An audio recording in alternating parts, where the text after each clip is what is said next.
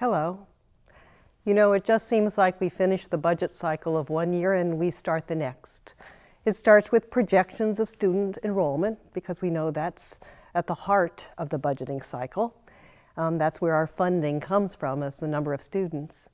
We're projecting a continued trend that sees perhaps more students in charter schools and virtual schools. So even with a stable enrollment, the possibility that in some schools we might see declines. But we also are projecting in some schools being even at capacity, if not over capacity, as we work through choice decisions that would be in the best interest of our students. So some difficult decisions in that very initial stage of the budgeting cycle. In addition, we're trying to get information from our legislators and that budgeting process that really begins in depth in March, but we have some glimmers of an idea of how things are going in terms of that budgeting projections. We know that the revenue stream to the state has stabilized somewhat. They're seeing their matching projections with the sales tax revenues, which is a part of school education funding. In terms of property taxes, it doesn't look like we're seeing the double-digit declines, maybe some stability in that. Certainly not huge increases at all are being projected. We've had the commissioner's budget, which showed some very small increases recommended for education that largely were due to increase in projections statewide of about 25,000 students. And a line item for technology, knowing that some of the challenges that we face in the near future will require additional dollars devoted to that area, but really very insignificant in terms of overall increases. The governor's budget should be coming out in January, and that'll give us a little bit more information. So the problem is, even if we would look at some revenue issues that would be stabilizing, our expenses still increase. Fuel, insurance, the cost of doing this work does increase. We also know that there is an additional retirement increase. And again, we still don't know the outcome of the legal issue of the 3% that is now being contributed by all employees that are part of the state of Florida retirement system, and don't know what the impact of that judgment might be. We hope to hear at some point what the judgment is. So all of those cause us in our very early analysis to actually show that we're at a deficit again, certainly not as big of a deficit as we've experienced in the past few years, but even $1.5 million shortfall projected at this point can be very difficult to fill that gap, given all the reductions, and also knowing that in some areas where we've really had to take some big reductions, we're seeing service level impacts. We're seeing some of those negative impacts that are worrisome. So it doesn't seem like we get much relief in that whole budgeting cycle. But certainly this is early in the process, and I'll keep you updated on those issues because they do have an impact in our district.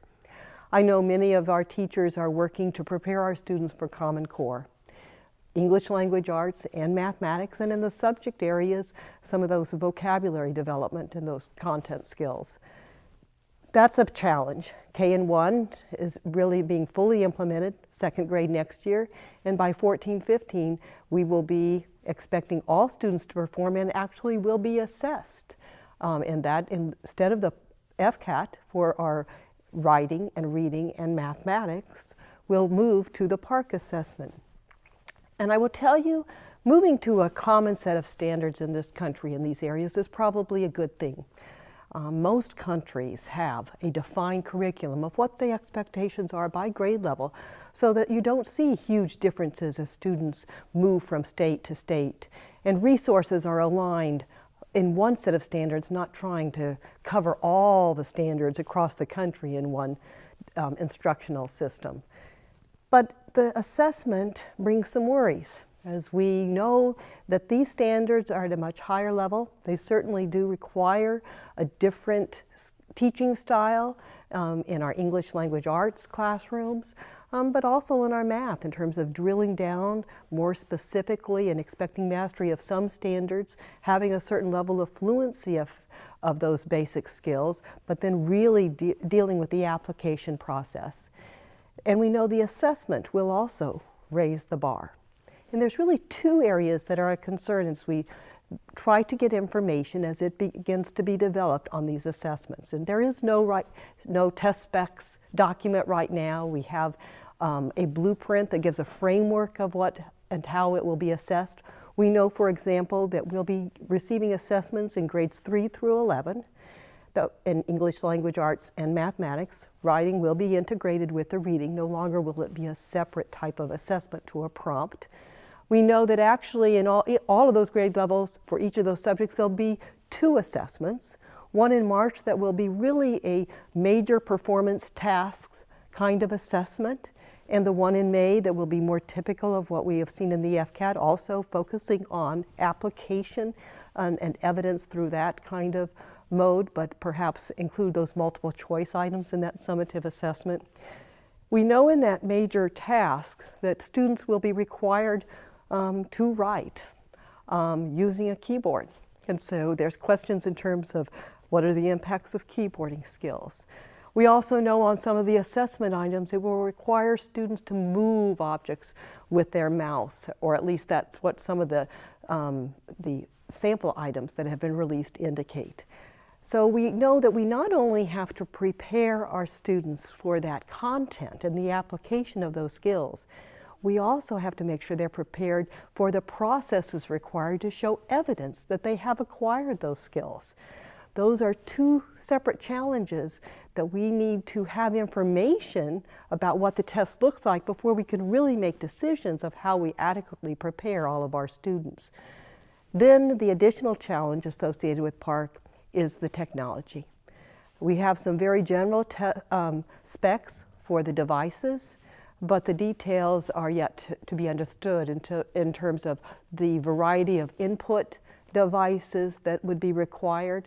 That has an impact, we know, in terms of our purchases, as well, not just of the devices, but the expectations of access to the internet, when knowing all of these assessments will be computer-based. So lots of areas of concern and challenge, but the focus right now for you as teachers is to focus on the skills. Preparing our students to perhaps think differently will require different teaching strategies as we continue in this state and overall in this country to raise the bar of expectations.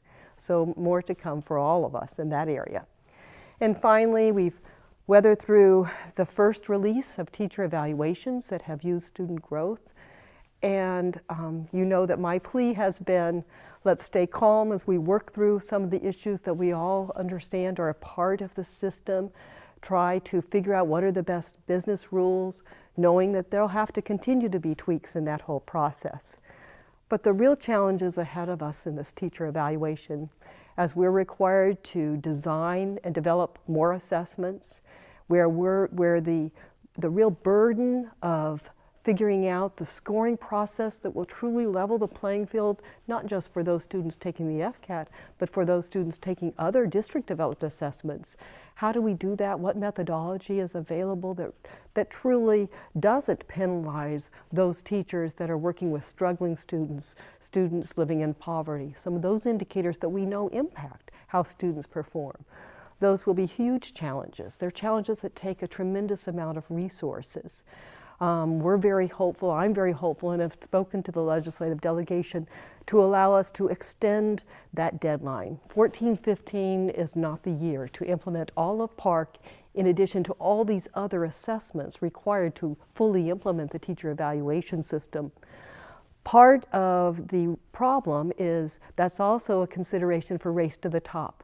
Monies that have already been allocated where we are expected to give certain deliverables in order to maintain those dollars. There's been some positive use of those dollars. The development of that student information system for teachers, where we hope in time to develop a system that we will not be at the mercy of a company in terms of subscription fees and having to pay additional dollars to get changes in the code, that we actually have a very unique development situation with a company where they are developing it with us, and that we really also own the code at the end of that contractual period. And we're really developing it to meet our needs with a focus on what are the tools that are really going to benefit our teachers? How can we structure that information so teachers can use it to inform their instruction? How can it be a one-stop shopping in terms of professional development, the teacher evaluation tools, the information, student assessment information, how we can group our students differently depending on how they're doing on formative assessment. All of that needs to be integrated and connected in one system, a system that is not continuing to cost us huge amounts of money in the future. So we are trying to leverage our race to the top dollars to provide that type of user-friendly information that will really support instruction. Lots of challenges ahead, and so I need for you to do this for me. As we approach a holiday season, back away from all of this. Focus on your family and your friends and the things that really bring such qualities to our lives. It's a time to step back and rest in so many ways. That's important so we can continue to deliver the services our teachers need, and teachers deliver the services our students need. That takes energy, it takes firm commitment and dedication, and this is a time to rejuvenate and to rest. And so have a wonderful holiday of enjoying your family and friends, so that once again, come January, we are ready to begin this very important work that are so beneficial to our students and our families. Thank you.